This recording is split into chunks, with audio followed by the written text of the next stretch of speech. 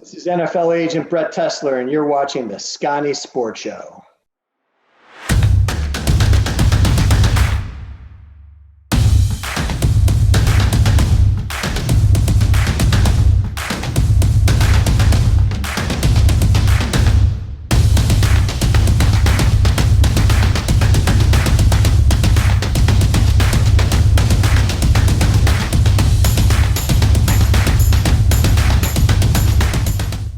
Hey everybody, welcome to the brand new season of the Sconni Sports Show. I'm your host, MD Lovelace. Jeff Bryce. Yeah, it is 2021. We made it, although we'll see how long, man. It's been a weird week. Yeah, definitely. That's I'm trying to avoid it all. I don't want to see any of it. Yeah. I am very guilty of taking advantage of the family video closing. I definitely may have bought like 40 DVDs yesterday to keep myself occupied because personally, I don't want to watch the news anymore. So, good thing there's shows like this one to keep people distracted, right? Yeah, definitely. Hopefully. Yeah. So, Jeff, I tried something new today. This is going to air obviously a few days later, but I tried the Wisconsin homage to ice fishing today. Nice. How did it go? I made it. I'm here. I'm thawing out. It wasn't too bad. I definitely cheated and had the pop-up shelter, although I will say I did make it 2 hours first, 3 hours before I needed it. So that's not cheating. That's the way to go. Keep warm. Yeah, I cheated and used the heater till the tank blew, and then had to suck it out the last hour. But yeah, it was cool, man. I went out with Shia from Shia's Outdoors. You can find them on Instagram. I tagged the post on our page, so if anybody's interested, they can go take a look. Kind of new up and coming outdoorsy guy that I know very well because might be related to him someday. So it worked out really well. But yeah, it was cool. We just went locally on the bay and basically just had to get my feet wet, get used to it, how to set stuff up, how to take it down, how to jig properly, and it was a learning experience. So although no fish this time for me. I've seen his pictures. He definitely knows how to catch them. But again, today was just more of a learning experience and making sure I can make it through a 3 to 4 or 5 hour journey without crying like a girl or a little baby. Yeah, let's not be sexist here. Starting off 2021 with the bang in the wrong way. Yeah, other news. I mean, I just finished up. I keep looking over at the TV. The Badgers just pulled off an overtime win against Indiana. Yeah. That's a plus. Yeah, it was a close game. I mean, they always play tough at Indiana. Yeah, I was earlier today through Facebook. I was talking to Tiffany Simmons, whose husband actually used to coach here with the Packers, now down at Carolina. Their daughter is actually a starter as a freshman over at Arizona State University, doing some big things down there. So it was kind of cool talking about that, and happened to find one of Jason's jerseys online being sold in one of those online groups. So I was kind of giving them crap about that, and then saw the post, and pretty neat to see something locally again from Green Bay making it in the big time, especially at a D1 school like Arizona State. I mean, that's pretty damn impressive to come from here. Where is he coaching now? He's at Carolina. Oh, he's at Carolina. Okay, yeah. I mean, where did you go to high school? Southwest. Oh, really? Nice. Yep. I will say this. She probably learned everything she knows from when I coached her Powder Puff game her freshman year. I was the coach for her team, and we dominated, baby. It was great. Everyone, all the players were talking junk, and I just kind of got thrown into it last second. Said, you know what? I could do this. And yeah, our freshman girls dominated everybody. So nice. Credits due. It was my last championship I think I've coached, so I'll take it. Nice. Let's see. Other good sports news. Well, we're number one, Jeff. Yeah, it can't get any better than that. Hopefully it stays that way. You know what did it, though? It was on our show about a month ago when Tyler Lancaster gave us a Super Bowl guarantee. Yeah. If you look at the times, they were battling like third place. He makes that proclamation. All of a sudden, they're a 1 seed. Is Sconni Sports Show responsible in Tyler Lancaster? You're welcome. Thank you, Green Bay. Hope it'll help some sponsors for season 2. So, Jeff, we've been away for about 3-4 weeks now. What have you been up to? How was the holiday season for you and the fam?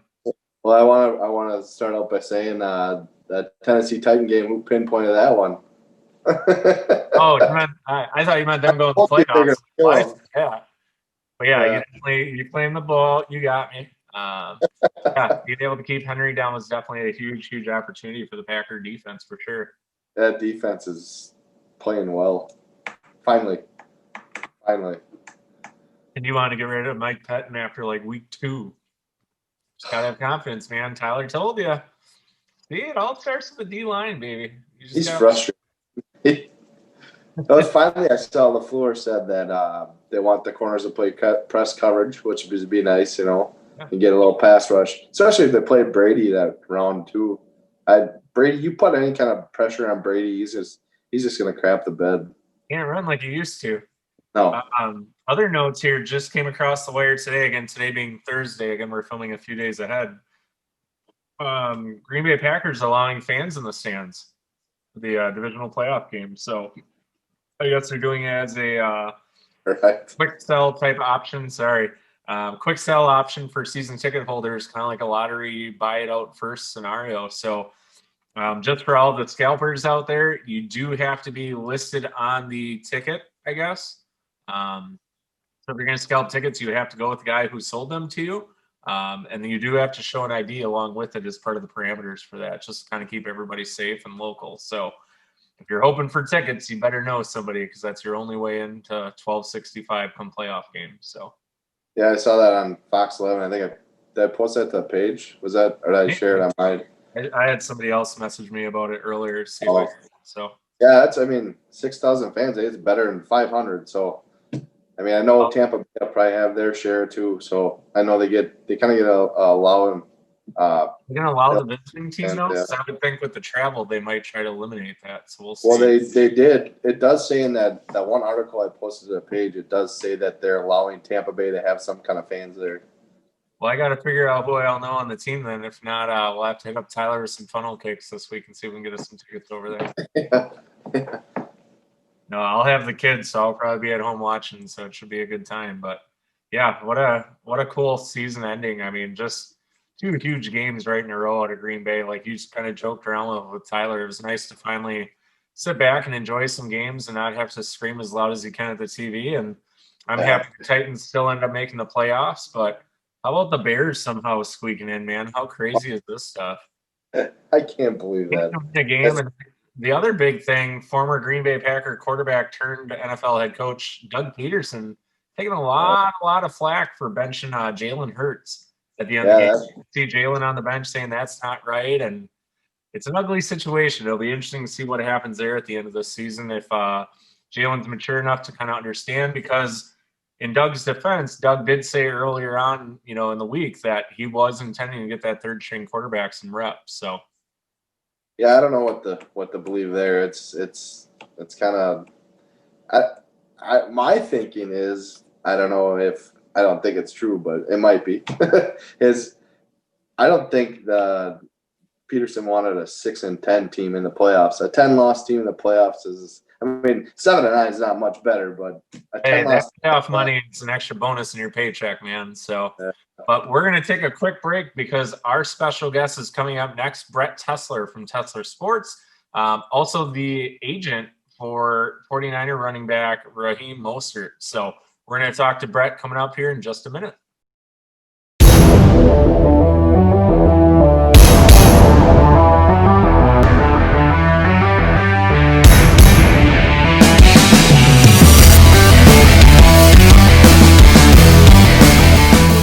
We're going to be joined by a very special guest right now, Jeff. He's going to weigh in on some of the NFL things we were just talking about, along with some of his experiences, and kind of give us the pros and cons of what it's like to be an agent and what the truths really are. It was cool earlier in the year we had on Major League Baseball agent Jeff Fry talking about the baseball side. So we're going to dive into a little bit of what it's like to be a NFL agent. So joining us from Tessler Sports, Brett Tessler.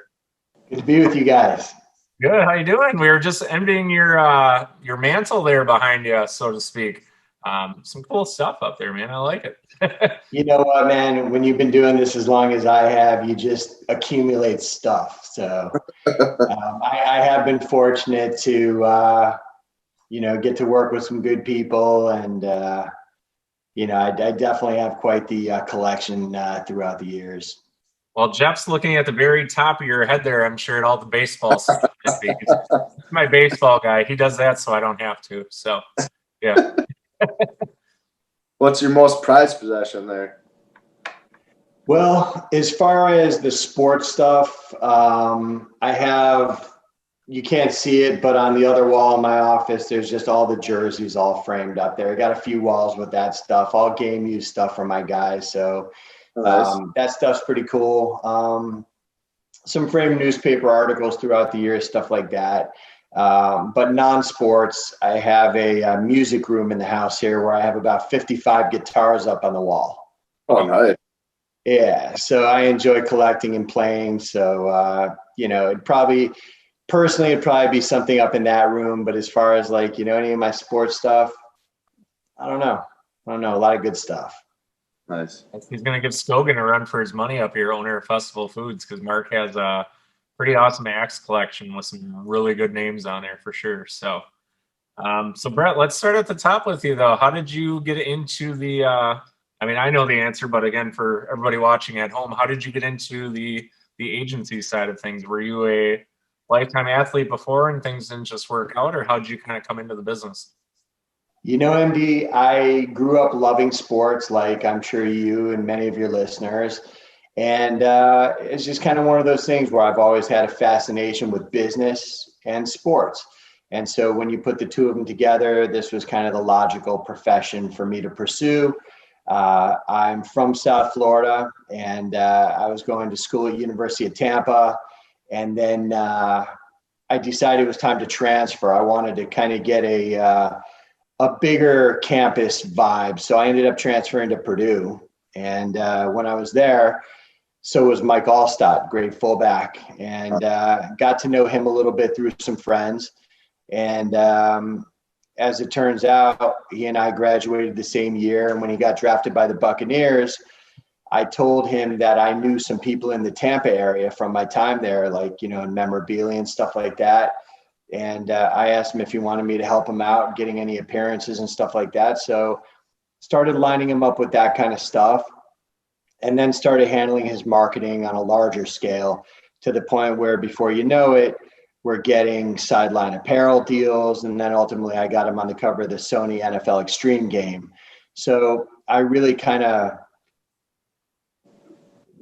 I kind of got into it on the marketing side, working with him. And then I got certified with the NFLPA that next year, which I think was 98. And at that point, there was a teammate of his who had come out the year before that got signed by the Dolphins and ended up getting cut. And he was looking to switch agents, and Mike put in a good word for me with him. And that ended up being my first contract, my first team contract, when I signed him to the New York Jets. And then from there, a couple other guys from Purdue as well. My first guy that made it was a linebacker named John Reeves, who went to the Chargers. And then my first ever draft pick was a defensive tackle from Purdue who got drafted by the Patriots. David Nugent got drafted in the same round as Tom Brady, and those guys were roommates. So got a chance to hang out with them, stayed at Tom's place back in the day, had some fun with those guys. And, Nice. Here we are 22 years and over 500 contracts throughout the entire NFL later. Wow. Oh, nice. It's not too shabby. It's a good start. It's a good start. I'm sure you got many years ahead of you, though, Brett. So one of your clients in particular, it was kind of neat because I saw you post this. During an NFL game this season, the announcers referred to your client as the highest paid player at his position. And you know who I'm talking about, so I'm going to let you share in that client story in particular. Yeah, it's neat. Look, every agent dreams of having a superstar player. And so it's great to start working with a guy like Mike Allstott, obviously. A lot of fans today know me from my work with Raheem Mostert and some of my other starting players, but I take the most pride in working with guys that I feel like I was able to make a difference for. Because I always tell people, I tell prospective clients who I reach out to when I'm recruiting, do you really think it matters who Trevor Lawrence's agent is? No, anybody could do that. you could do it. I could do it. It's actually a pretty easy job, I would think. But to be able to represent a guy like, say, Charlie Hewlett, who you're referring to, my long snapper from the Browns, who is the second longest tenured member of that team, who is one of their captains, and in fact, one of the highest paid snappers in the league. Here's a guy that came in, went to Central Florida, came out as an undrafted guy. We signed with Dallas, and then he ended up getting let go from there. And then we ended up signing back with Dallas, and then we ended up in Jacksonville, New England, Cleveland, Kansas City. I think maybe it was New England twice, actually. And then it's just the right place, right time. The Cleveland opportunity presented itself, and he finally got handed the keys and, took advantage of the opportunity. And I can say with confidence, he's probably the best, if not certainly one of the best in the league at what he does. And it just gives me a great amount of satisfaction to see a guy like him, and to see the success the team's having and knowing what it was like when he first got there. And to see him and his family have the type of security and financial reward that comes from being one of the best at your position. So yeah, it's something I take a great deal of pride in. Now, something I find really remarkable with you, because Jeff and I were talking leading up to the episode, there's not a whole lot about you out there, Brett. You're kind of a man undercover that keeps things pretty humble. I mean, there's no big logoed, overdone website. I mean, you really, truly do stick to your client, make it all about them and hardly anything about yourself, which is very rare. Because if you look at Green Bay Packer in particular, switch from Steinberg, who everyone doesn't realize maybe signed the Patrick Mahomes deal, but he leaves for Drew Rosenhaus, who doesn't necessarily have the best reputation here in Green Bay. So it's really cool that you're kind of guy flying under the radar going, hey, and you just said it, it's all about your clients, not about your name. So I think that's pretty cool. I appreciate you saying that, MD. For me, look, I don't fault anybody for their approach. I just know what's worked for me. And since I could remember, since I was a kid, I always dreamt of being an agent. And since day one, I've always done it on my own. And to me, that's very important because I've always been more about quality over quantity. Certainly, I've been very blessed to, be successful and to make a good living. It didn't come quickly. Nothing was handed to me. It was certainly a process. There was a lot of ups and mostly downs early on. And like anything else, if you believe in what you do and if you believe you're good and you're willing to hang in there with it, in time it can pay off. And so everyone has different motivations. Maybe for one agent, their motivation is to represent the most players of anyone in the league, or maybe to make the most money. Again, in the case of me, I think with about the 12 or 15 guys that I usually represent in every given year, I think it puts me in the top 5% of all agents in the business. And again, this business has afforded me many opportunities in life. I always tell people I wouldn't have anything I do if it weren't for this business. I actually met my wife in the airport on the way to one of my clients' weddings in Denver. And nice. so, Did she so I'm very grateful. The wedding, though, is the important question. What's that? Was it that quick that you invited her to the wedding right away, or did you ease into that one? No. She was going to visit some friends in DC. I was going to the wedding. Wow. I was saying, you are good. I managed to get the number in a short amount of time. It was probably my finest recruiting work ever. Nice. And so anyway, so for me, I'm very much of the opinion in life, if it ain't broke, don't fix it. And so for me and my clients, the way I do things works. I've had the opportunity throughout the years, some, larger firms kind of took note of the work I was doing and, being able to succeed in this business on the limited budget that I was. And some people approached me to partner or to join with them. And it was just something I never had any interest in doing, because when my clients sign with me, they know exactly who's doing everything on their behalf.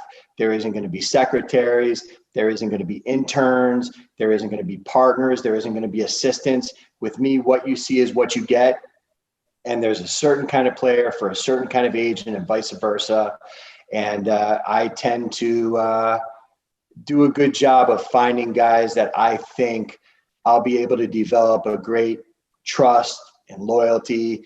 And I'm very proud of the fact that, when I got married, 3 of my retired guys at the time were groomsmen of mine. There's been numerous players I represented. In fact, that guy I was telling you about, my first ever draft pick, Tom Brady's old roommate, he played in the league for a few years, and I think he was retired probably 8 or 9 years when he got married in Memphis.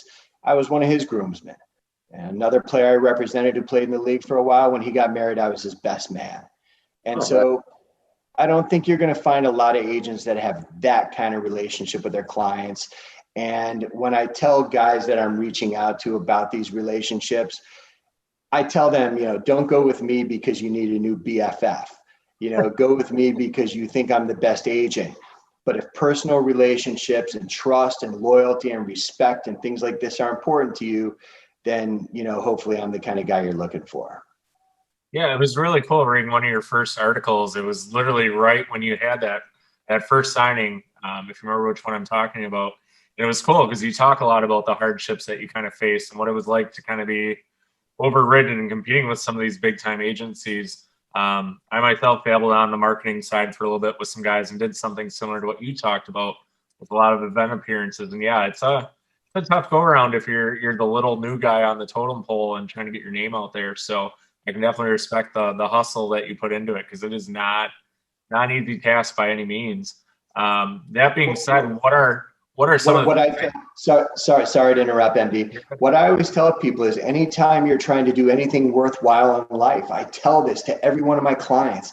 Like, I had a guy who, just finished up this year on a practice squad, thought he did a pretty good job, but, he's a young developing offensive lineman. And I explained to these guys before we even start together, look, this could be a process. I know what I'm signing up for. I'm not here because I think this is going to be a slam dunk. This could take some time. There could be some, bumps along the way, but as long as you stay committed to what you do, and if you ultimately are good enough at what you do, and if you believe in yourself, ultimately we'll get to where we want to be. And it's no different for me or you or anyone else out there who's trying to do something unique and something special. If it was easy, everybody would do it. And I always tell my guys, hey, if you don't ever want to have to deal with the stress, if you just want security, if you don't want highs and lows, go work at Walmart. You'll be there every day. You know what time you're showing up, what time you're going home, how much you're bringing home every week. And, for some people that's fine. But if you're pursuing something as magnificent as an NFL career, you got to pay your dues. You got to be prepared. Nothing's going to be given. And again, I always stress, if it were easy, everybody would do it. Have you ever had the urge to want to get more embedded with the NFL itself more than on the player side because the stability side of things, or have you always wanted to be on the agency side representing players? No, I'm always with the force. I'll never join the dark side. No, there's a lot of that. there's a lot of great people on the team side that I've been fortunate to become friends with throughout the years. Certainly have developed a good, cordial, collegial, mutually beneficial working relationship with them. And, there's certainly something to be said for that job. It's just me. I enjoy working for the players. And, there's two kinds of people. When there's a burning building, most people would try running out of it. I'm one of those idiots that'll go running into it, if I feel like I can help, my clients. On this end of it, there's definitely the higher of highs and the lower of lows.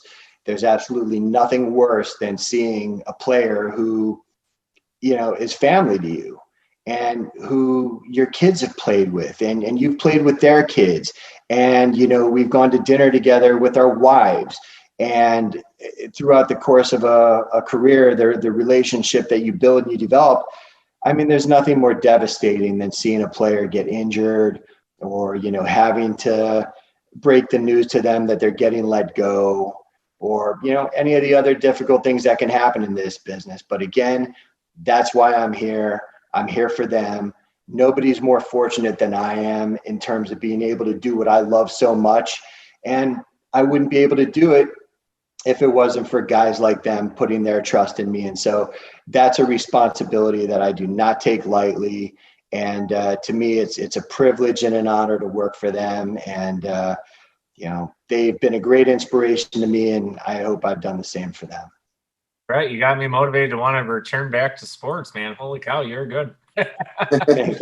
Right, I want to go back to another article I read about you. I think it was actually a similar article. They had quoted someone from the Dolphins. If you remember that article that was written about you, and he said you are a certain word. How would you describe yourself in 3 words, or what 3 words best describe you? Handsome, powerful, successful. No, seriously. Sounds a lot like me, Jeff. I don't know. I really hope the one word that I would be thought of and that I like to think of myself as is real. And those are the type of people that I like to work with as well. I don't make anybody any promises. The only promise that I give my guys when we start working together is I'm going to give you everything I got. I think I'm pretty damn good at what I do. And I think, if I'm talking to my player, I'll let them know that I think they're pretty damn good at what they do too, or I wouldn't be reaching out to them. And I'm at a point where I'm fortunate to where I don't have to work with anybody who I don't want to. And if there's somebody who I don't believe in, if there's somebody who I can't trust, if there's somebody who I don't think I can respect on a personal level, then it's probably best that we don't work together. But I always give my clients the straight truth. I'm not here to tell them what they want to hear. I'm not here to blow smoke up their ass. I'm not here to enable them. I will do anything and everything possible to help them. And if that means that I'm going to tell them something that's going to hurt their feelings, so be it. If they didn't want that, they wouldn't have signed with me in the first place. And so when things are going well, and I let them know that they're doing a great job and that I'm getting good feedback and whatnot, they know it's sincere and they know it's honest and they know they can believe it. And so again, with me, they know exactly where they stand. And I just know that if I were in their shoes, that's all I would really want from my agent. So I basically try to represent guys the way that I would want to be represented if I were in their shoes. Awesome. Brett, we have to take a quick commercial break, but we'll be right back to talk. We're going to start off with your Wisconsin connections you and I were talking about off here. So we're going to talk about that much more coming back after the break here. All right, everybody. So we are back with NFL agent Brett Tessler of Tessler Sports. Brett, we were talking off air a couple of weeks ago when we initially set this up. You have some pretty good Wisconsin connections, both for yourself and for your clients. Let's dive into that a little bit. Well, a big part of the reason why I was looking forward to doing this with you is I love Wisconsin and I love anybody or anything that has to do with it. I'm from South Florida. I grew up down here. My family moved here when I was 2. And so, I'm kind of a city boy here. And I was born in the Midwest, though, born in Ohio. And then, of course, you'll recall I went to college at Purdue. So I've always sort of been drawn back to the Midwest. And amazingly, in all my travels, I've been to almost every one of the 50 states. Up until 4 years ago, one place that I had never been was Wisconsin. And so it was winter break, and the kids were probably, I think, maybe 6 and 7, and they had never seen snow. So I said to my wife, hey, let's spend winter break in Chicago. Great city, plenty of shopping, great places to eat. Certainly there'll be snow. Well, we get there and there's no snow to be found anywhere. And so in the middle of the night, I'm on my phone looking at the US snow map, trying to find the nearest place that has snow. And I end up finding a place called Wausau, Wisconsin. Wausau. And so that morning, everyone wakes up. I'm like, kids, hop in the car. We're driving 5 hours north into Wisconsin. And so that was my first time ever into Wisconsin. It was just such a beautiful place. And we just had such an amazing time there. The people are amazing. Everything about Wisconsin's great. And at that time, we had been talking about buying a vacation house somewhere. And we're not skiers, so we didn't want to go to like Colorado or Utah. And I wanted 4 real seasons. So, North Carolina, places like that wouldn't have been far enough away for me. So the one place that kept popping up on every list of best places to have a vacation home is Lake Geneva, Wisconsin, which of course is just about 1.5 miles over the border of Illinois. So we fly into O'Hare, rent a car. In an hour, we're up to Lake Geneva, and found a realtor and looked around and just found this great house that we love. And, you know, it's just one of those things where as each year goes by, it's our 4th year now. We go up there every summer for 2 months. Well, this year we went up there planning on being there June and July. And once the kids started doing the online school with COVID, obviously I have the flexibility to be anywhere I want. I said to my wife, I'm like, let's stay.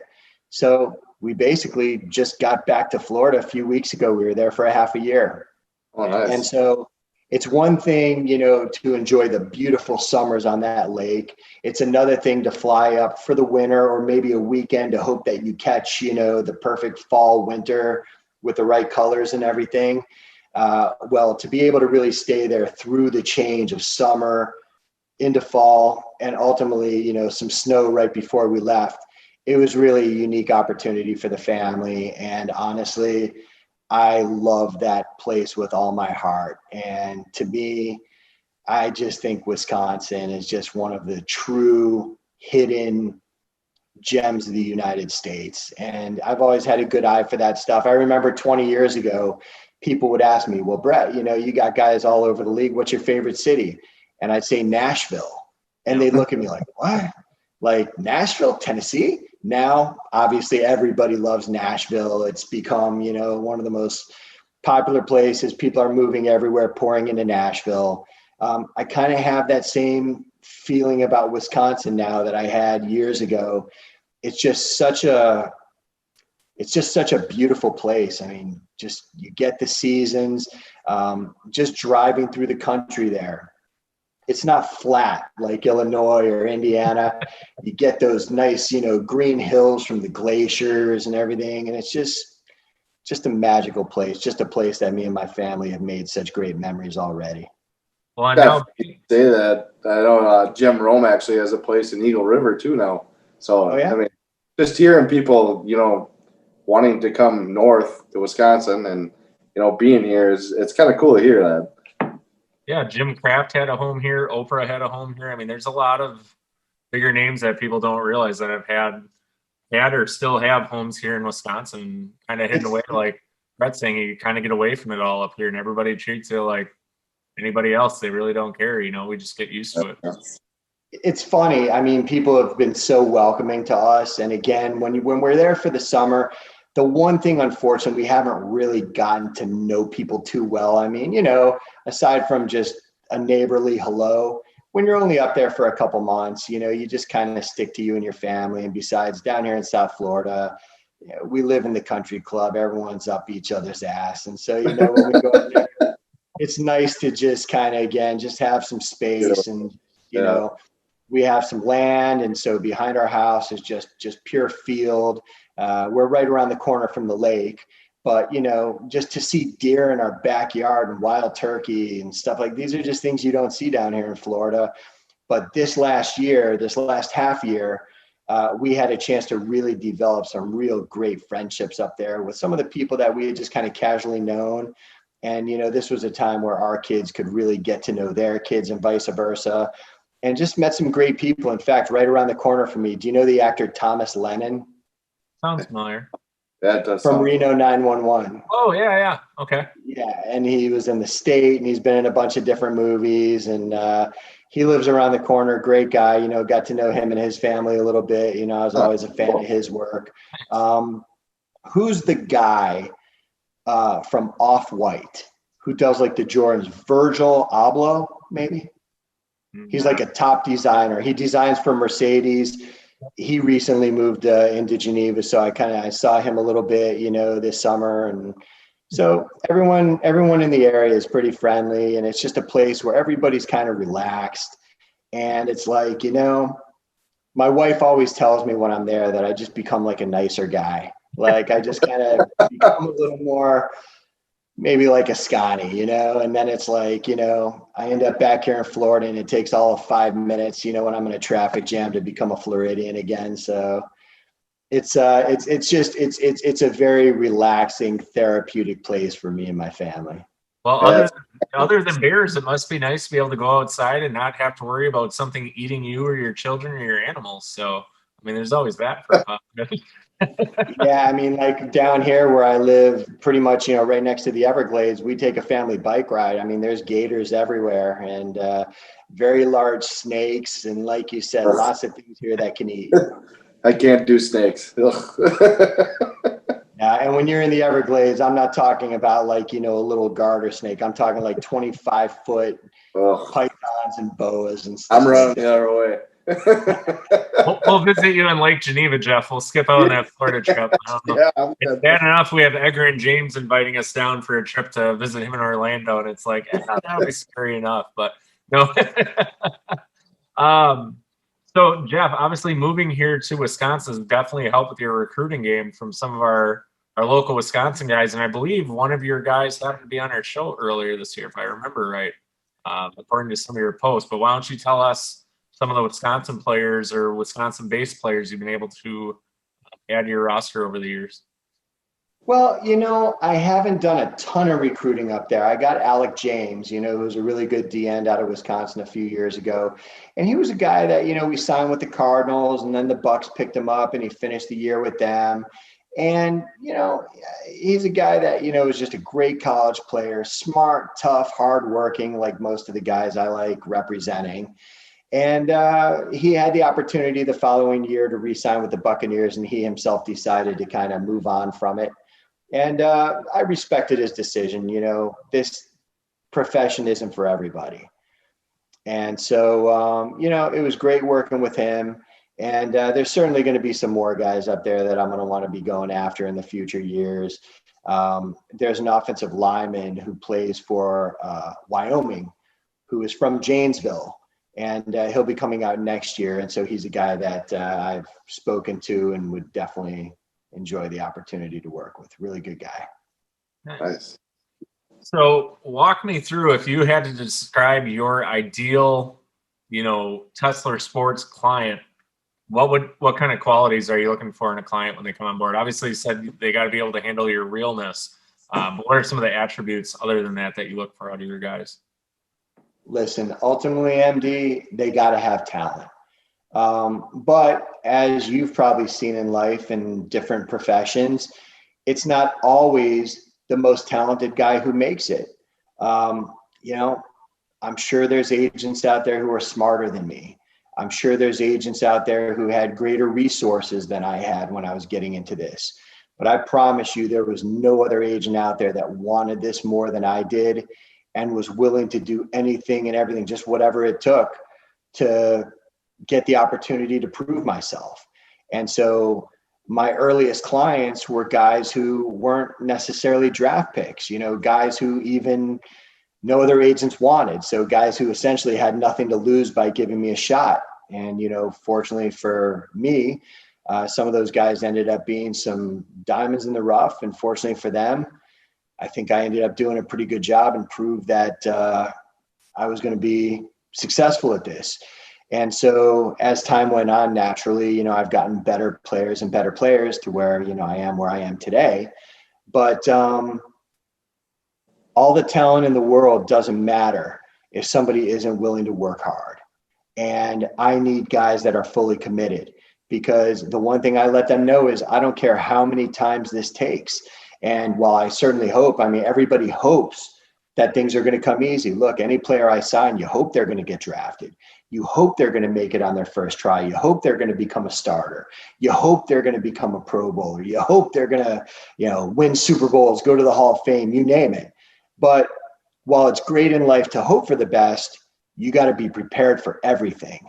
And so when you look at a guy like Raheem Mostert, who's established himself as one of the best running backs in the NFL over the last couple of years, and broke all sorts of NFL records last year for San Francisco.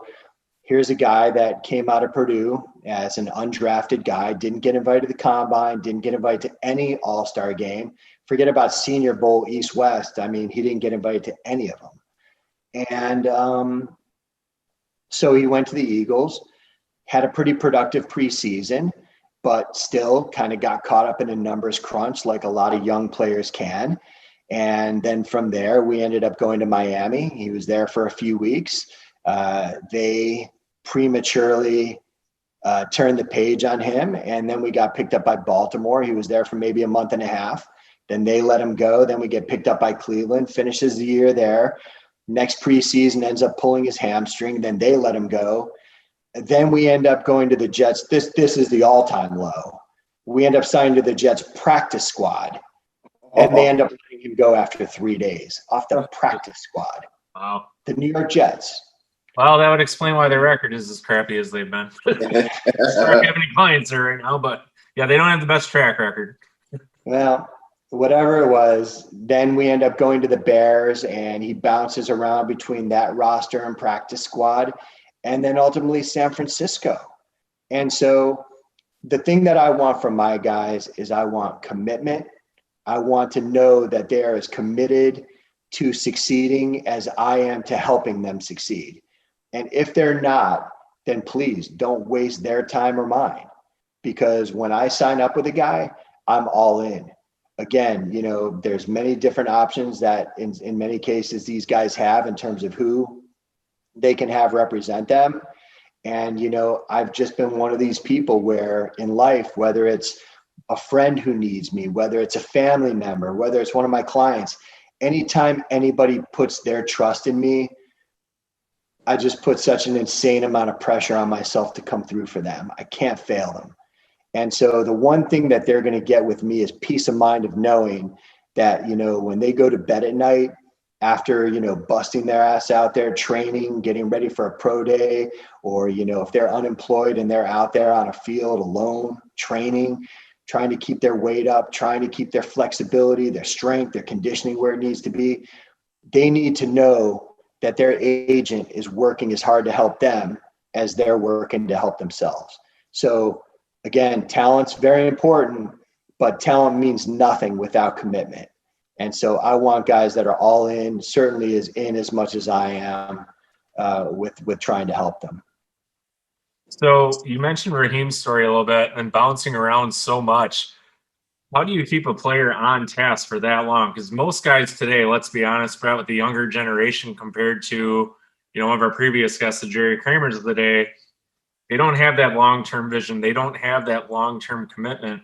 How do you keep your players on board going through all those in and outs? Because it would have been easy for Raheem to just at one point say, dude, look, practice squad after 3 days, maybe this isn't for me. How do you keep a guy going through all that adversity? MD, you don't keep them on board. They're either on board or they're not. And this is what we establish before we even start working together. I play every scenario through with them. I explain to them what some of my clients have been through. Some of the guys who ended up becoming the best and highest paid guys in the league at their positions, that in some cases, one guy I have who, again, was the best and highest paid at his position. At the beginning of his career, he got cut 14 times because he was making a positional transition. And these things don't always happen overnight. It took time, but he didn't quit. I didn't quit. I was good at what I did. He was great at what he did. And that's why in the end, if you have two people that share the same vision and the same goals, usually that's a recipe for success. Nice. What kind of a background check do you do on your guys? I mean, you mentioned the personnel departments, things like that. How in depth do you go to getting to know about a player before you bring him on officially to your roster? I'm happy you asked that, MD, because again, people's perception of the player-agent relationship is just a bunch of agents pandering, begging guys to let them represent them. With me, it's a two-way street. Obviously, yes, I have to believe in someone, and certainly I have to be motivated to want to work for them. But on the other hand, and I obviously, I feel like I'm fortunate to work with a guy that I want to work with. But on the other hand, I'm very confident in what I have to offer. And I believe that they're equally fortunate to have someone like me in their corner. And so because of that, we're on the same page. We speak the same language. And it's a two-way street. And as much as it's important when I talk to a player I just want these guys to be real the same way I'm going to be real with them, because look, not every relationship is meant to happen. Not every girl you date becomes your wife. And so it's the same thing. Not every player that I reach out to is meant to be a client. Either there's something about me that maybe, they don't think is right for them, or there's something about them that I don't think is right for me. And so for me, it's a two-way street. I need to feel every bit as comfortable and believe in them as much as they have to with me. And when you form that type of synergy, and when you develop, that type of chemistry together over time, that's where that personal relationship and that trust and that loyalty, and in many cases that love, that's where that develops, and that's where that comes from. Has there ever been an instance where you've had to let a guy go, like say they're not living up to their potential, like not being loyal to you and all that stuff kind of thing? No. And the reason why, Jeff, is because, again, we really spend time prior to deciding to work together to make sure that it is the right fit for each other. Because trust me, the last thing I want is somebody to sign with me. I don't care if they're the best player in the world. If there's somebody I can't trust, if there's somebody whose character I don't believe in, if there's someone I can't respect, if there's someone that I think is going to do something stupid to jeopardize all the hard work that I'm going to be putting into this for them, then it's just better that we don't work together from the start. So no, by the time we sign up together, we know what we're getting into here. And there's, there's no way out. We're in this thing together, and win, lose, or draw, there isn't going to be any regrets. I'm going to know they're going to give me everything they got, and they're going to know I'm going to give them everything I got. You talked about like the diamonds in the roughs. Can you name any of those diamonds in the roughs? I mean, a lot of the guys I've worked with. I mean, the thing is, I've enjoyed working with a lot of offensive linemen. And so the funny thing is here I am, I've negotiated tens of millions of dollars, over the last few years. And prior to like a guy like Raheem Mostert blowing up a couple of years ago, for many of the years I was in this business, people are like, oh, wow, you've been an agent for 15 years, man. God, you've done so many contracts. Who are some of the players you represent that we would know? And I'd be like, nobody, because a lot of these guys are in many cases amongst the highest paid. And the thing that I love so much about offensive linemen, those guys always tend to be just so loyal. Just the description of the job they do by nature is sacrificing themselves to protect someone else. And so I really respect the hell out of the job they do.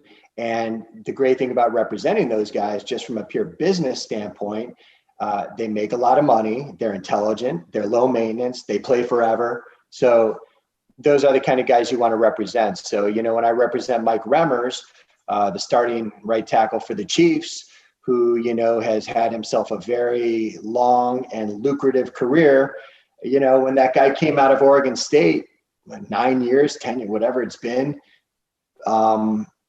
no combine, no all-star games. A lot of scouts told me, why do you want to sign that guy? He'll never make it. But there's just something about him that I saw as a player, that I saw potential. And I represented one of his teammates the year before who ended up getting drafted pretty high. And they were good friends. And, in talking to Mike, we just really clicked personally. And, just he and his family are just, I just love them. They're just, working with people like that is just such a blessing.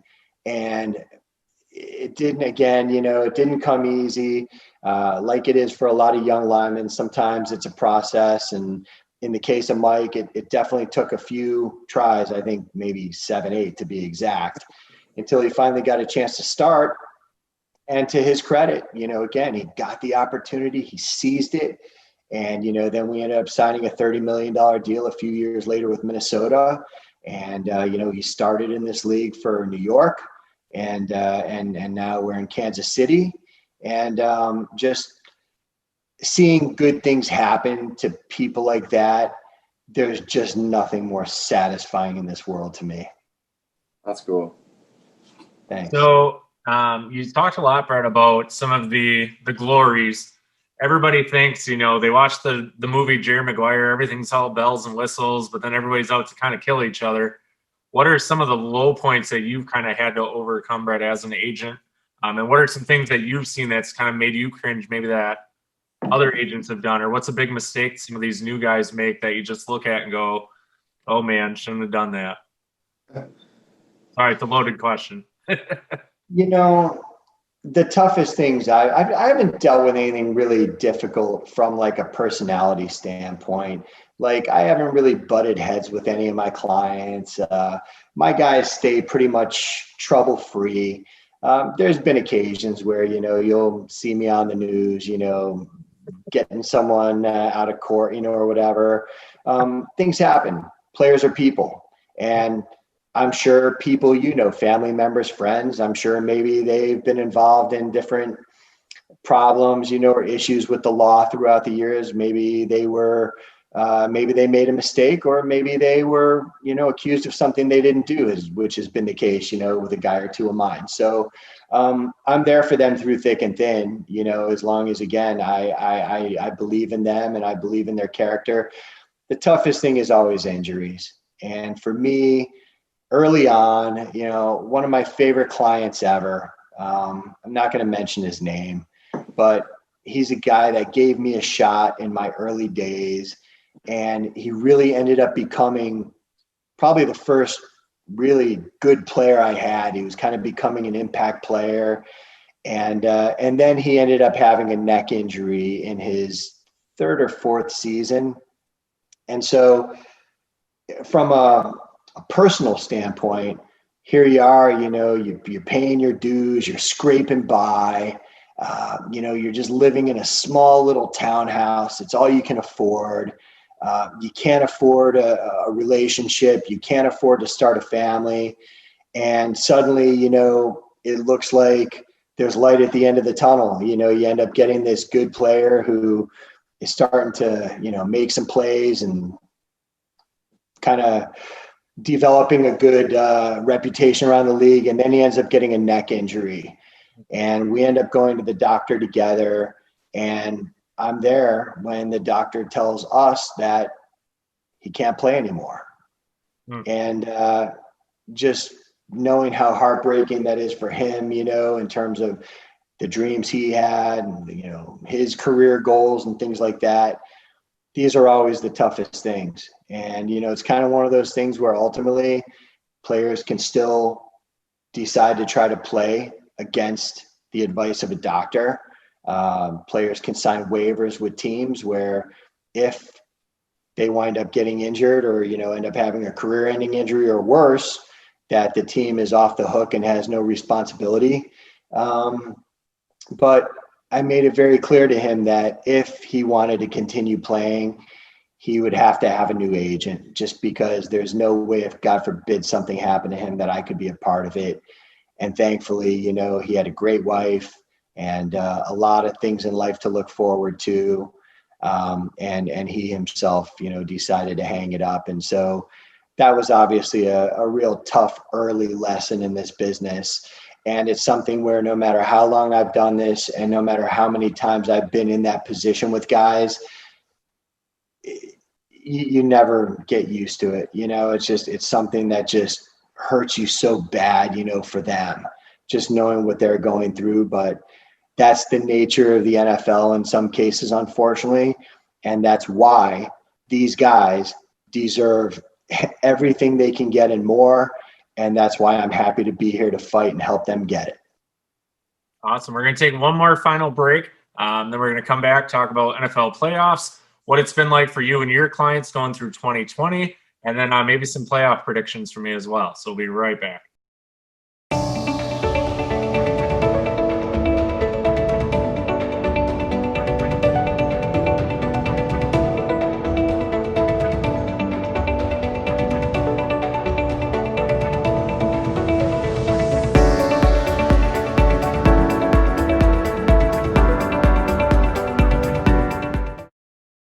All right, guys, we are back with NFL agent Brett Tessler. Brett, let's talk some playoff football. How about that? Well, let me take a step back. First of all, Brett, was there a team that you kind of watched or really enjoyed growing up as a kid? And are they still your favorite team? Well, I was born in Cleveland, so I have a lot of family over there still. So as a kid, I was a huge Browns fan, and we had Dolphins season tickets since I was a little kid in the early 80s. And so, I watched Dan Marino when he was a rookie. And so, you know, watching such greatness just created my love for this sport and just inspired me to want to be what I am. And so it's really cool that I've kind of gotten to know Dan Marino a little bit, throughout the years. I'm good friends with his business manager. And so it's just such a neat thing. It's just one of those things that, you can get jaded because when you've been doing this for a while and, you're hanging out on a sideline, just, chit-chatting with Bill Parcells, or, you're in a limo with Brett Favre or Pete Rose, or in other sports. Again, getting a chance to hang out with Dan Marino before this last Super Bowl. No matter how long I've done this, I mean, I do this because I love this sport and I'll always be a fan. And when the day comes where I get a chance to experience those type of things and it just doesn't do anything for me anymore, then it's time to do something else. And so for me, being a Browns fan as a kid, Ozzie Newsome was my hero. And so when Ozzie Newsome was the general manager of the Ravens, and he called me one day telling me that he wanted to sign one of my players, I had like a mild seizure. So it's one of those times where you have to like try to act cool, and you have to be like, very professional and very, but like deep down, I'm just like, oh my God, and like as soon as I hung up the phone, I called my mom. I'm like, you're not going to believe this. And so there's just been a lot of neat little things like that throughout the years that, I've gotten a chance to experience. What was your question? If those are still your favorite teams, I guess you told us your AFC. What about your NFC? Who's your NFC? Well, the thing is, MD, unfortunately, when you get into this business, you kind of cease being a fan of any teams. Just want to make sure. You never know. Nah, I'm just a fan of my clients. And so people ask, what are your favorite teams? The answer is whichever teams I have the most clients on at any given time. And a team that I hate today, I could absolutely love tomorrow, if they end up signing one of my guys and giving us a good deal. So that's kind of the way this business is. But I'm happy to say that in having represented players on every team in the league, I enjoy a good professional relationship with them all. And, it's just been a real cool opportunity to get a chance to do business with all of them. That's where I'd get in trouble a little bit because I just can't stay away from the Packers. That's on my end. I would have to, if I were in your shoes, I'd be like, all right, I'm sorry, I'm loyal to the Packers, but I'll help you guys anywhere. You know what? Maybe you'd start out that way, but you'd get it beaten out of you real quick. Yeah, I suppose. and so, you might find out that you might actually come to despise or hate your favorite team. Not that there's anything wrong with the Packers. I actually like them quite much, but I'm just saying, whoever anybody's favorite team is, when you get into this business, you understand that you know who you're working for very quickly, and you understand very quickly who the team is doing what's in the best interest of. So definitely. They've got a job to do. I've got a job to do. And in many cases, these jobs get done in a very professional and courteous and civil manner. And sometimes they don't. And if that's the case, I would always prefer it to not be that way. But if that's what the situation calls for, I'll do whatever is best for my clients, and I don't care who likes it or not. Definitely. So, Brett, we were talking right before you came on. Actually, it was funny because your alert popped up right as you came in. We were talking about the Philadelphia situation and the decision by Doug Peterson. hypothetically, if you were in the case of Jalen Hurts as his representative, are you a little bit furious kind of what happened there? Just because of the fact that they had a chance to win it, and that's kind of been their bread and butter the last few weeks. Although Doug on his side did say, my goal is to get the third string quarterback. I mean, how do you handle that as an agent, if that was necessarily your client in that situation? Nah, if I'm Jalen Hurts' agent, I'm telling him, hey, man, the future's bright. Your career hasn't even really, taken off yet. We're just getting started. And, by all accounts, he seems like a fine young man and a talented young player. And I wish him the best. And, whatever their motivations were, I don't think any of us can really get into the head of Doug Peterson. Clearly, it was a curious move. And it certainly lent itself to plenty of conjecture over the last few days. ESPN has to have something to talk about when the Packers aren't playing. But if I'm Jalen Hurts' agent, I'm just reminding him about the big picture, and that obviously the team has a very high regard for him, and that I would tell him how proud I am of some of the great things he's done this year, and the future seemingly is very bright for him. And so, yeah, it's never good for a young player to wind up getting pulled out of a game, especially a game that he wasn't performing extremely well in. You'd kind of like to give that guy the opportunity to try to, fight his way out of it. That builds a lot of character for young players. So that might have been a missed opportunity in that. But trust me, I think Jalen Hurts knows that, he's in a good place there where they like him. And I would say that I would tell him that, 12 years from now, we'll be looking back on this and laughing together. And then on the side of maybe Carson Wentz and other quarterbacks, sorry, I don't know why we like quarterbacks. Here's a guy that was a healthy scratch for week 17. Do you try to fight for your client to find a new home and get that opportunity again? Or do you, like you say, kind of ride it out and see what happens? That situation will resolve itself, because with that contract that he got a year ago, I mean, there's only with, this thing called the salary cap so long that teams can hold on to guys that are highly paid and underproductive. So that situation will resolve itself. Obviously, the Eagles may be in a good position where they have two guys now at the position who have talent.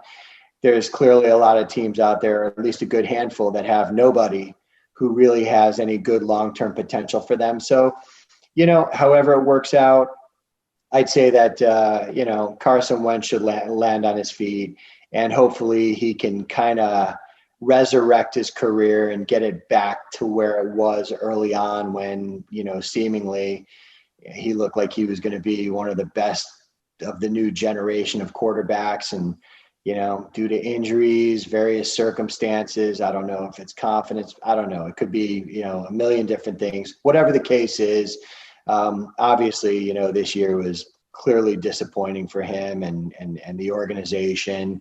And NFC East was kind of disappointing. I mean, heck, you're going 6-10 and 6-10 to a play. I mean, I don't remember the last time that ever happened. I mean, it's tough. I know Seattle was 7-9, probably about 5-6 years ago, and that was just it's disappointing to see a team like that. And you got a team that's 8-8, like the Cardinals or something. They're sitting on the outside looking in, or the AFC where you got 10-6 Miami, or I think. Yeah, it sucks. You know what? I represent a good young linebacker on the Cowboys, and clearly, obviously he was disappointed they lost that game. Yeah. And I told him after the game, I'm like, hey, man, I'm like, keep your chin up. I'm like, the reality is none of the teams in your division actually deserve to go to the playoffs. I'm like, and the truth is, and I thanked him because he saved me the trouble of having to watch the Washington Philadelphia game that night, because once they were out of it, I had nobody in the other game. So, that would have been 3 hours of my life I would have never got back. So, he's got a good future with Dallas. And as far as that division, it's just kind of funny how it works that, there's some divisions, like you said, where there's teams that are 10-6 that don't make it. And yet it's seemingly a situation in the NFC East where it's almost like nobody wanted it. I mean, just when you thought, that there was a game that a team couldn't lose, they found a way to do it. So, but the cool thing about the postseason is, everyone's record is 0-0 now. And, Washington has played pretty good ball with Alex Smith. So if I were who's playing them? Is that Washington and Tampa Bay, right? Yeah, Tampa. Yeah, exactly. Yeah. So if I'm Tampa, I don't go to sleep on Washington. I'll tell you that. Yeah, defensive line, man. That D line. Chase Young again. Alex Smith can really run an offense.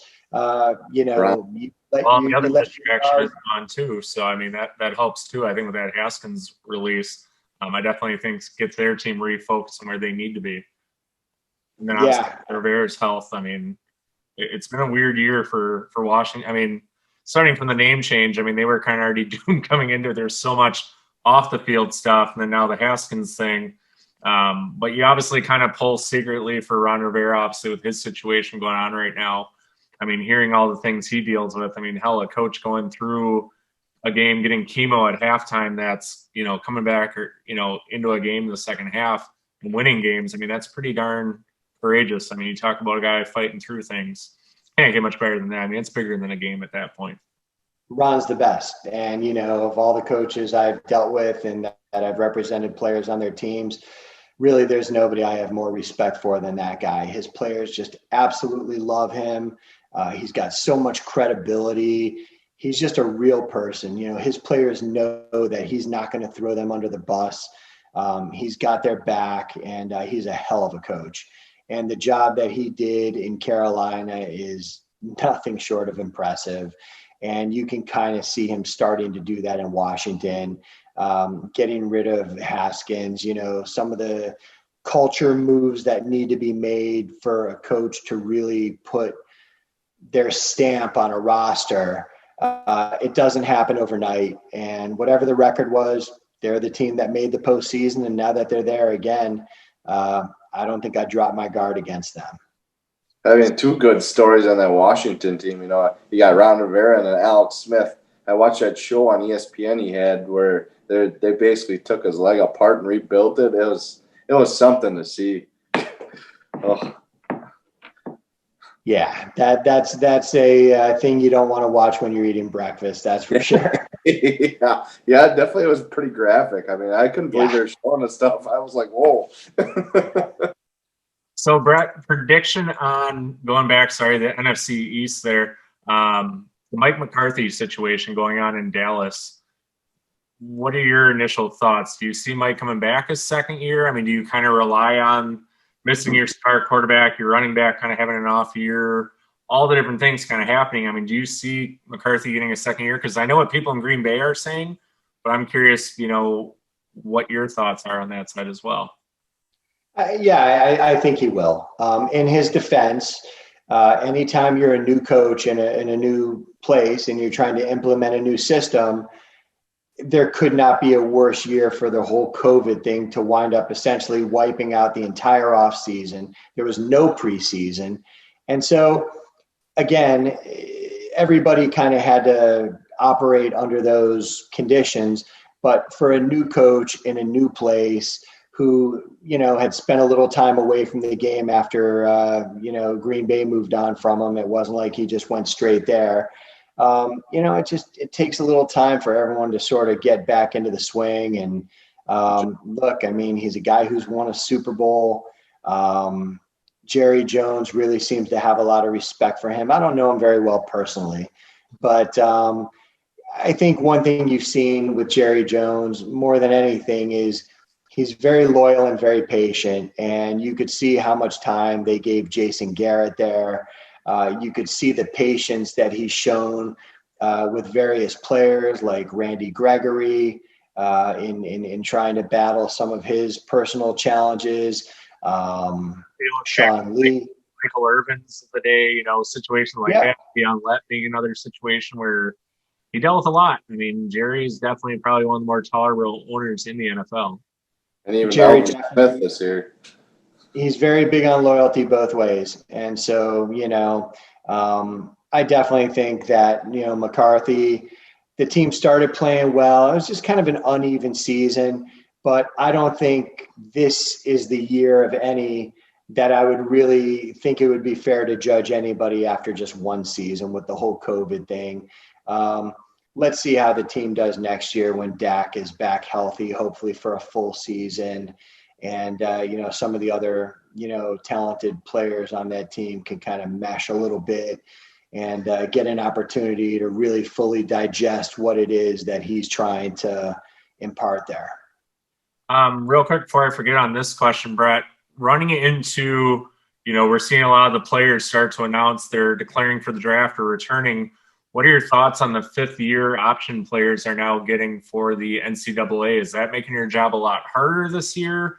Are you running into kind of is it tougher on the no contact? I'm trying to think of the exact recruiting violation necessarily on your side as an agent. If people don't realize there's certain bylaws and standards you have to have and what you can and can't do for reaching out. How is this fifth-year option kind of playing into what you do as far as your recruitment for these players? The thing is, a lot of players are really taking advantage of it. And every player is in a unique, different situation. And the reasons why I think it would be good for a player to go back to school, and it's a personal decision, and it's a decision that an agent shouldn't try to make for somebody. If players ask my opinion, I will tell them honestly, hey, regardless whether I think I have a chance to represent them or not, hey, in your situation, maybe there's something to be gained by going back to school. If it's a case of a guy who in the past has limited exposure, either he hadn't really been a starter or he's a developing player who's on the verge of really having a much bigger season and being able to do way more than he had been able to accomplish up to that point, to where he could really increase his draft stock, then, it could be a valid decision. On the other hand, when I see some guys who've been starters for 4 years, and pretty much, are what you see is what you get type guys. I mean, I get it, college is fun, and, I feel bad for every player this last year who was kind of robbed, for every college student who was robbed of the experience of really being able to enjoy the things that we got to enjoy when we were in college, where, you could hang out wherever you wanted with whoever you wanted and go wherever you wanted. It's really sad to think that, college is such a small chapter in someone's life. And, to think that one of those 4 years kind of really got robbed from them. I understand from an emotional standpoint why guys would want to come back. The biggest thing that concerns me is that next year you're going to have such a flooded talent pool in terms of at least a third, if not double, the amount of guys who would normally be coming out. Now you're going to see guys who in a normal year might have been mid-rounders end up being late rounders.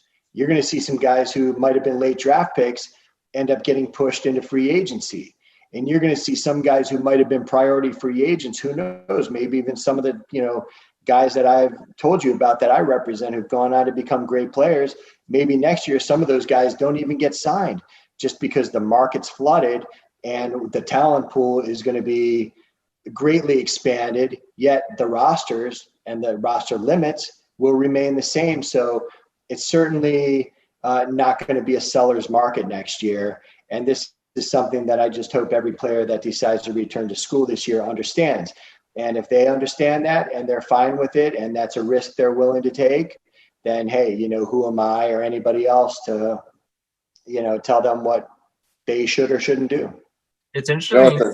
It's interesting you said that, because I've heard it said a lot that this year is truly going to be, and it's weird to say as a Packer fan because we're not used to it here, the year of the NFL free agent will definitely be upon us this year. I think there's going to be a lot of big moves, big changes, and a lot of movement because of what you exactly said right there. You're going to have a thinner draft pool than normal, and it's just not a lot of guys that maybe didn't get the chance this year. You're really going to see who put in that work.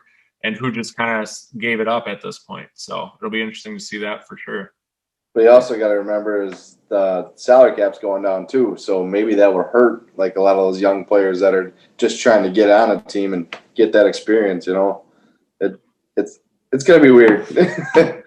Jeff, so in some ways though, the lowered salary cap next year would typically benefit younger players. It's actually the aging veteran that could wind up getting caught up in the gears of Very that. true. And you'll see a lot of guys. You'll definitely see some players, some big name guys who maybe still have something left in the tank. You may just see teams have to move on from them, or simply have to try to cut their salary, just because if the cap really does go down to what's been discussed. Again, that's where maybe a younger, cheaper guy can really end up edging out an aging, higher priced veteran. Can you see that cap kind of going to where they're predicting, or do you? Yeah, I mean, there's been a clear loss of revenue this year. I mean, the TV money is there, and thankfully, that's where the majority, unlike baseball or some other sports, that's where the majority of our league's money and where our cap dollars come from.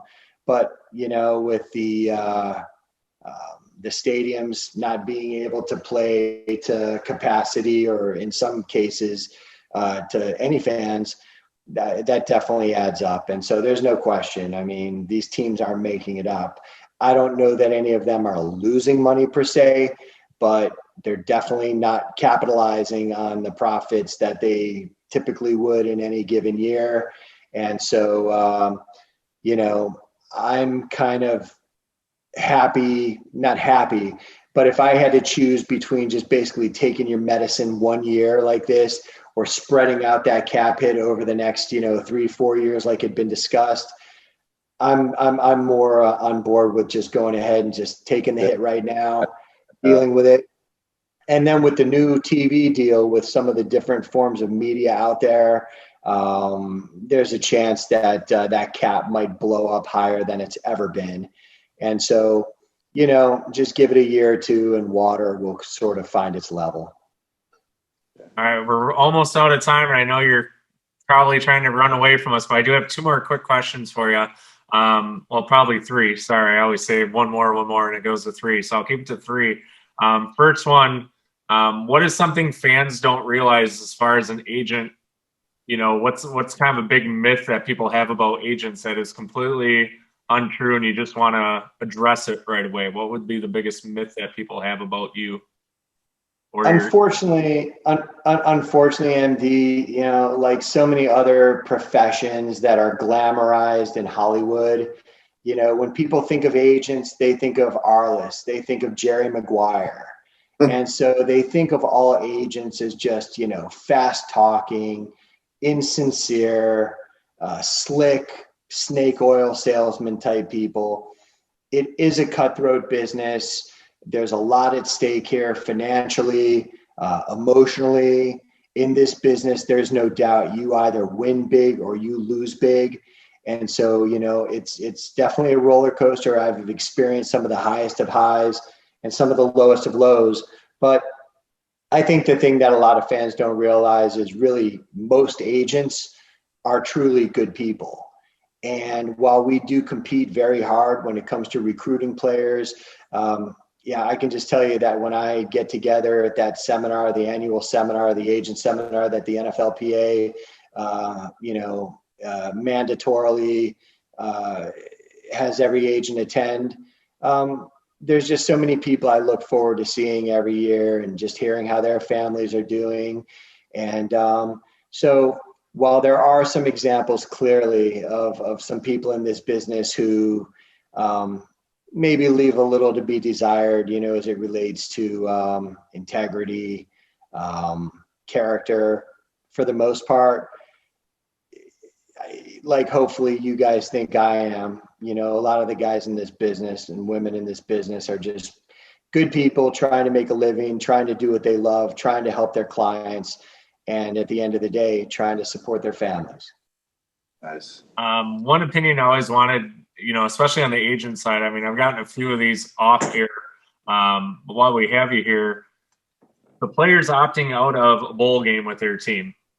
You know, you and I kind of seem a lot on the same page, Brett. You know, you work hard for this opportunity as a team player, but more and more and more, we're seeing these guys opt out of championship-style games to work on their draft status. I mean, is that something that you kind of stand behind, or does it come down to, hey, if you're playing in the Mayo Bowl where you're going to break a trophy, you know, or a national championship, I mean, do you draw the line at some point maybe, or do you say, hey, man, stick it out with your team and finish it while you have the opportunity because it may help, or do you err on the side of caution?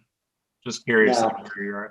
I fully stand by any decision that any player makes that he feels is in the best long-term interest of he and his family. Because I always say, you know, if a player goes out there, and I know the fans don't like it, and I don't expect them to. You know, they're fans. They want to see their team win at any cost, and they don't care, again, at any cost, meaning at the cost of someone else's health. And so, you know, if a guy goes out there because he doesn't want to let down the fans or teammates or whatever. Let's say a guy who has a chance to make, you know, to establish lifelong security in the NFL for he and his family goes out there and all of a sudden, you know, blows out a knee and it's over. Who's going to wind up supporting him, you know, 15 years down the road? The fans, his coach, his teammates. And so let's be realistic. I think at this point, everybody knows what the NCAA is. And I don't even say that in a derogatory way. It's like, you know, let's just get over the whole 1970s fantasy about amateurism and free, you know, education and all that stuff. Obviously, education's important. But the truth is, a lot of the guys who play college football don't care about the education. They're not there for it. They don't want it. Essentially, they have to do it to get what they want, because this isn't baseball where out of high school, you can go play for a professional minor league team and work your way up. If you're a young aspiring football player, there is only one avenue you can take, and that's college football. And so things are at a point now where, yeah, if a player is truly at a point where they have nothing more to gain by playing another snap and only have something to lose, and it's a decision that they're comfortable with and they'll have no regrets, again, I'll be the last person to tell them, hey, you got to do this or you got to do that. Ultimately, if I'm going to be their agent, I work for them. If they ask my opinion, I'm going to give it to them. But again, the same way that even if I don't necessarily agree that a player should play in that game or should come back and play another year, it's not my life. It's not my career. It's not my decision. It's not my future. And so it's up to them to gather as much information as possible.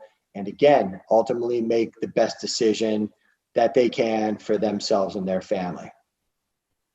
So my last question then leading into it is going to be a two-parter. Sorry. Do you foresee the NCAA finally paying players? I mean, your stance on that. And then at what point are you allowed to officially start to talk to players or sign them to the Tessler Sports Group? Well, you're already seeing the NCAA change. They have to. They have no choice. I mean, it's a farce when some of these programs are just making tens and tens and tens of millions of dollars, you know, and the players that are basically providing the talent for them to make that money are getting, again, an education that in some cases they may or may not want, and snacks. So basically, the NCAA is already loosening up. And in time, you better believe, if they want players to continue to stay in school, they have to make it worth their while. And as soon as a developmental league comes about, where players coming out of high school can go play and make money and play for a year or two until they're eligible to enter the NFL, at that point, college is going to have even more, the NCAA is going to have even more competition. And don't be surprised if you don't see them relaxing their rules even further. They'll do what they need to do. And they're certainly not stupid. And as far as when I can speak to a client, agents can pretty much talk to players anytime. I myself don't really reach out to these guys until their senior year. I'm not somebody who really recruits underclassmen. I just find it to be a cleaner way for me to do it. And again, I've had success with this approach, and I've been doing it now over 20 years. So I'm probably just going to stick with that. I mean, I will take an underclassman occasionally if a guy comes to me and tells me, hey, I want you to be my agent. I'm coming out. This is a decision that's already been made. I had a guy last year from South Carolina who's with the Browns now. So in those situations, I'll take a guy on. But for the most part, you don't sign a guy until his eligibility is up or until he declares that he's coming out, because obviously as soon as they sign with you, they're done as it relates to their college careers. So, that's something that they need to make with a lot of consideration. And again, I am the last person to try to pressure someone into doing something or twisting their arm. And hopefully in the end, they appreciate that approach, because again, like I told you, MD, I approach guys the way that I would want to be approached if I were in their situation. I do unto others as I would want others to do unto me. And again, I'm just thankful that I've been able to do what I have as long as I have, and that it's brought me just, again, everything I have in life I owe to this business. So I'm the luckiest guy Super Bowl prediction, Brett. Who do you got? Chiefs.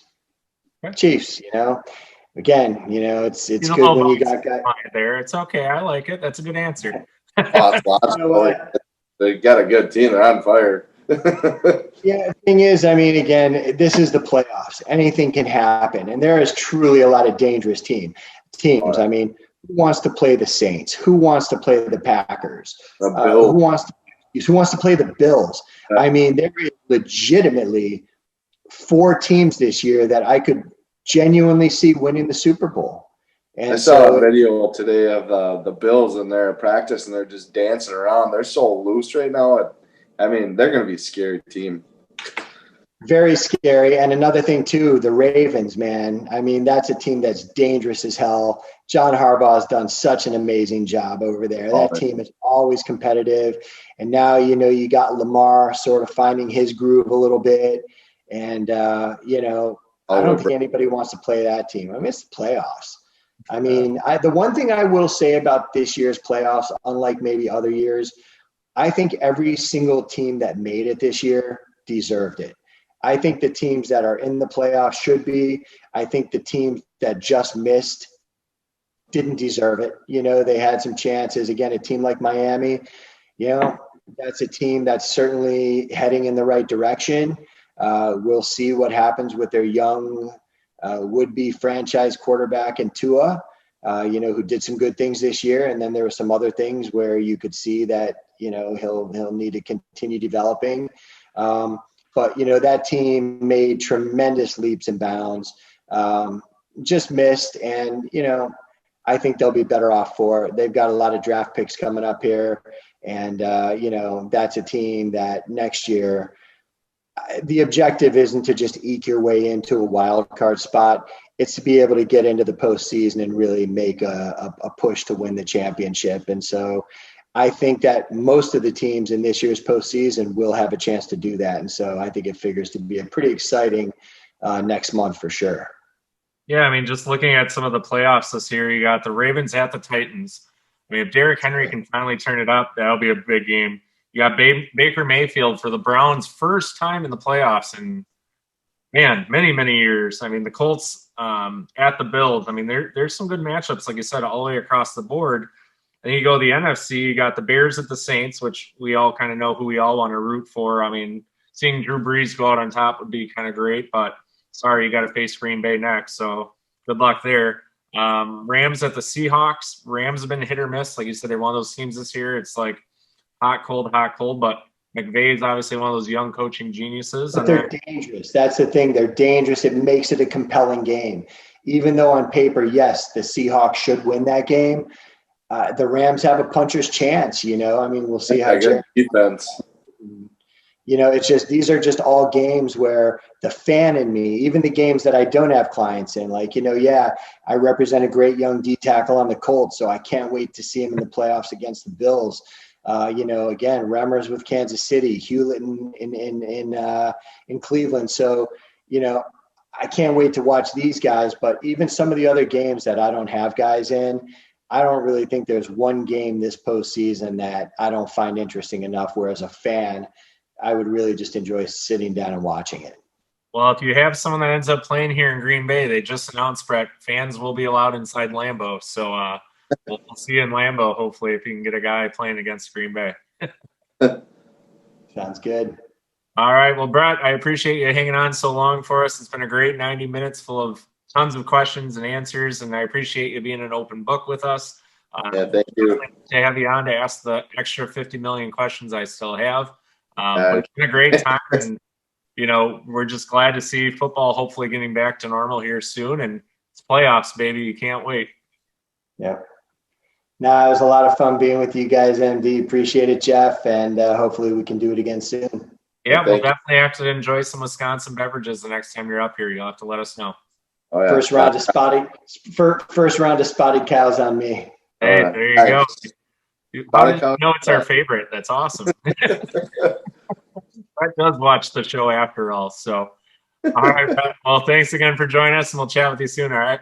Thank you. You. Guys. Thank you. That's right.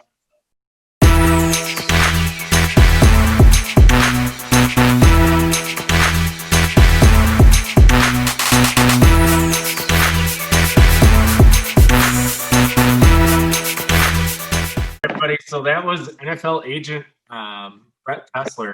Man, that was fun.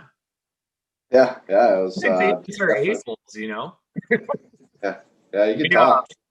When people watch this at home, they don't realize we just literally took like a 35-minute break talking to Brett off air. I mean, just super, super down to earth. And we get to go to Lake Geneva. How awesome is that?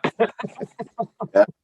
We recorded that part, so we have it on record. But no, definitely a cool guy. When Brett kind of came up on my radar, I think it was probably a little over a year or so ago. Just kind of always stayed in touch, liked each other's stuff now and then. And then, one of the few agents that I've been able to reach out to that actually replies back and isn't, kind of too big for us. And, we were laughing again, talking 35 minutes or so off air here with Brett. He really has a genuine love for the state of Wisconsin. I mean, I love it. I'm going to share this story and hopefully he's okay with it. He talked about renting a car to drive back down to Florida, and his goal is to bring a bunch of adult related beverage that's really well known here in Wisconsin that you and I prefer, otherwise known as the cow. But then he said, you know what, that belongs here in Wisconsin. I thought that was really cool that, you keep Wisconsin things sacred, being a Florida guy and all, that he still kind of cherishes enough to leave it up here. And I think it was really funny that he said he chops his own wood. It does all that. So it's pretty neat. Yeah, pretty cool. That's nice to see that. Nice to see that he cherishes Wisconsin enough that he kind of wants to leave the tradition here. Yeah, well, unlike us, he can grow facial hair, so that's cool too. I can in a week, but yeah, I try, but I got this one little patch that I screwed up a while ago. Oh, shout out to Corona the barber over at Golden Cuts Haircuts here in Green Bay. Lined me up right before the show today and hooked me up. So kudos to him, man. I always love going to see Corona because that guy is awesome. So if you need a good barber here in Green Bay, he's actually out in Howard. Give Corona a shout. Tell him you saw us here on the Sconni Sports Show, and he'll hook you up. I'm pretty basic. I tend to get the same haircut. I don't really like to try a lot of new things when I find something that works, but he can do it all, man, from skin tight fades to logos to mullets to whatever the heck you want. So he's trying to convince me I need a mohawk. I'm going to stick with where I'm at, man. I'm going to stay in my lane. Yeah.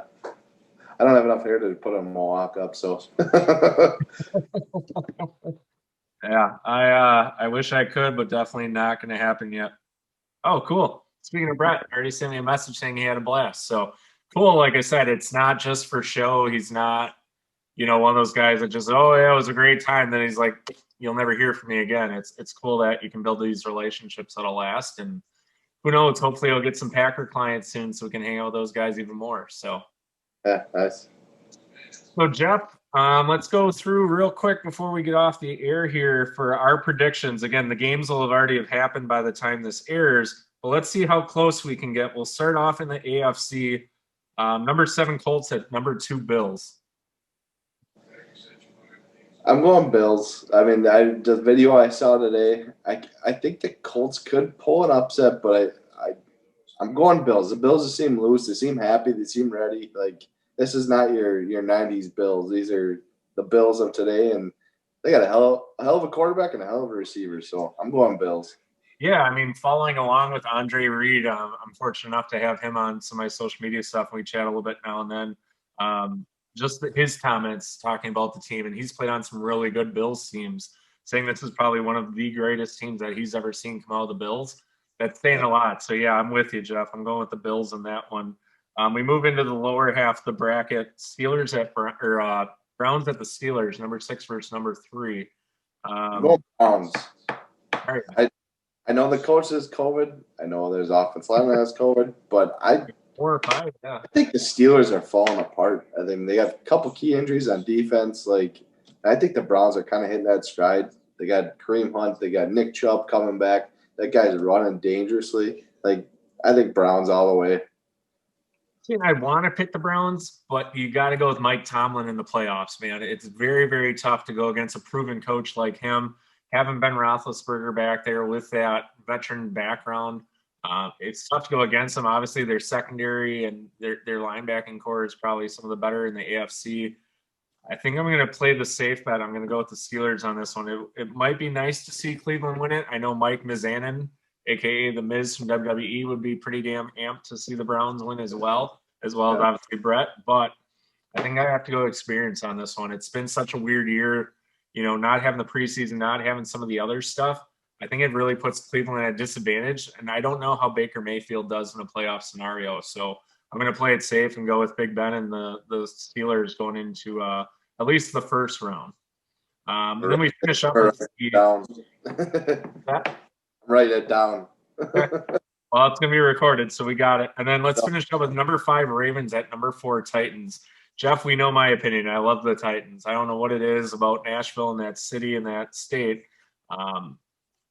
But again, like Brett alluded to, the Ravens are a damn tough team, and they could definitely be an underdog willing to pull an upset. I'm just too proud of my Titans to want to pick against them. I know they've kind of had a shit last couple of weeks, but I think I have to stay loyal to my team. I'm going to stick with the Titans in that one. I got a fantasy playoff team that I did with a neighbor across the street, and I have one player from each team. So either way, I got the running back Dobbins or A.J. Brown moving on. I really think this can go either way. This is a 50-50 game. I'm liking Lamar Jackson. I'm going Ravens. I'm going to go different. Yeah, I mean, it's tough to pick against them. If it was any other team, say they were playing the Steelers or say they were playing the Browns, I definitely think I go with the Ravens. But because it's the Titans, I think I'm going to stick with the Titans on that one. Otherwise, I would definitely say Lamar in the playoffs is probably scary. Let's go to the NFC now. Obviously, the game implementing the Packers. The Packers will host the well, actually, no, they wouldn't play this one. Be the lowest seed in the division. So, assuming the Bears pull off a miracle, but I don't see this happening against the Saints in New Orleans between not Tom Brady. Wow, Drew Brees and Mitch Trubisky. Yeah, I mean, you got to go Drew Brees, and even Taysom Hill is who I was going for. I just got stuck. I was just still thinking the fact that he was in Green Bay's roster and we let him go as a quarterback, not knowing that he had all this potential to be a returner / receiver / quarterback / any freaking thing underneath the kitchen sink. It just makes you wonder, what happened that we lost that. But yeah, I think this is a no-brainer. I think we're both going Saints on this one. No one wants to do Bears. As much as I'd like to see the Bears come to Lambeau next week, I can't pick against the Saints. I like Drew Brees too much. Right. I think Kamara coming back and Michael Thomas coming back, it's a no-brainer. Yeah, my dad pointed out today, he heard some kind of story somewhere where if you beat a team twice in a season, you come back to play it a third time, the results usually aren't that great. It actually goes against you in that scenario. To me, the Bears still suck. I don't know. I got buddies that are still down and stuff. There's no way they can beat the Packers. There's no way. I just still hate Chicago. They still are trying to get money from me for toll booth crap that they screwed up on. So screw the Bears for Chicago. Let's go to the Seahawks Rams game. We talked about this one pretty in depth with Brett as well, along with the next matchup. Rams at Seattle, though. I mean, no fans still in Seattle, but you're playing two of the greatest probably in the sport, Russell Wilson and Pete Carroll. I mean, it's hard to go against a group like that. But again, yeah, if the Rams were consistent this year, but man, they've been all over the freaking board on this thing. They've been hot, cold, in between, everything on the sun. I think it's tough to pick the Rams just because of those inconsistencies. So I'm going to stick with the Seahawks and Russell Wilson on this one. No, I kind of disagree a little bit. I think the Seahawks and Rams both have been inconsistent.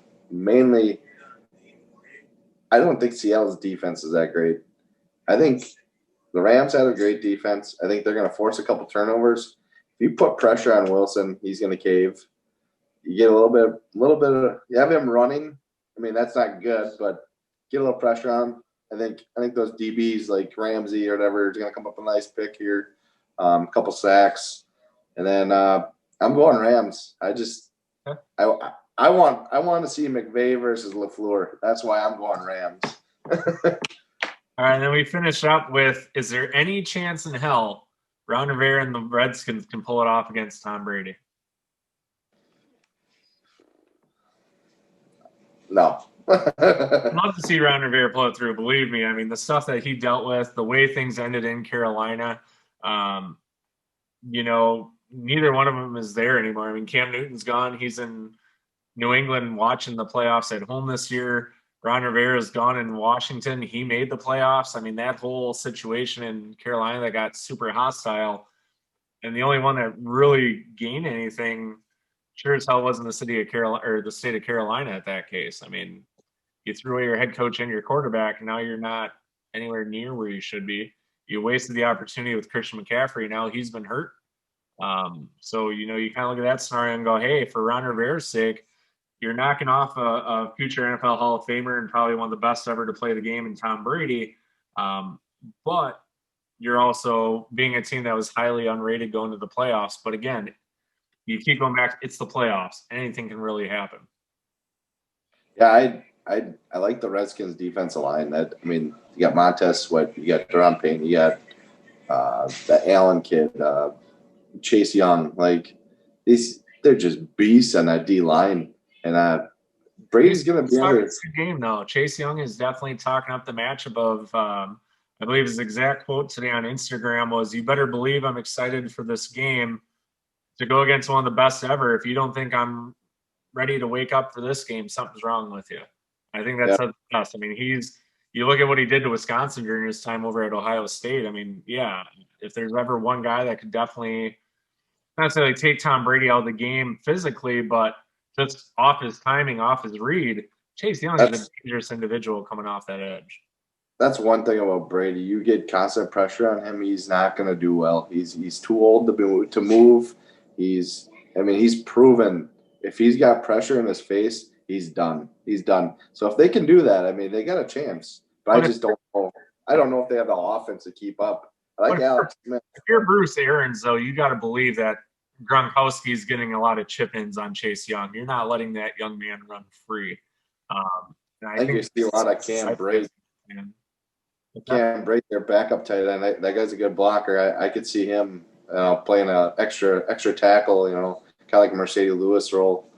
Yeah, I think that's the way you have to if you're going to try to walk away from this game, unless you're underwriting it. But I think the reputation of Ron Rivera and, again, the playoff scenarios that some of these guys have had, and then just the comeback story of, your Alex Smiths and some of the other guys, it's tough to go against Washington when you look at true talent, but you got to look at the record and you got to look at the opportunity there.